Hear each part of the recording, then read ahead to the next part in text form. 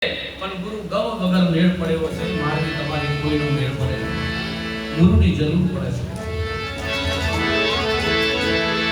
તમે જુઓ આ ચોખા મૂકવામાં આયા કેમ ડોંગર મૂક્યો હોય તો ના વધો આવે શું વધો આવે કહો ડોંગર માં બને છે ને પણ ઉપર ડોંગર માંથી છોડું નીકળી જાય ને એટલે ચોખા થઈ જાય એટલે જ્યારે તમે હાથમાં પકડો ચોખા ને ચોખા રાતે 12 વાગે પકડો તો ચોખા હવારમાં પકડો તો ચોખા ગમે ત્યારે તમે પકડો ચોખા જ કહેવાય ભગવાનના દ્વાર સુધી ચોખા.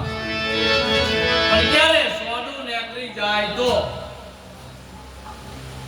હું સોડું ના નીકળે ને ત્યાં સુધી કિંમત આવે એવી નહીં.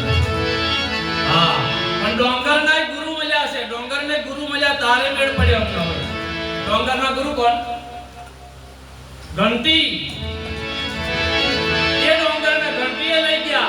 ઘંટીએ લઈ ગયા તા સોડું કાઢ્યું અને સોડું નીકળ્યું ને પછી તો ચોખ્ખો ને નામનો ચોખ્ખો જાતનો ચોખ્ખો દૂધ જેવા જેના રૂપ કંકુની સાથે મેળ કર્યો ને તા નમાયા મોટો નમી જવું પડ્યું.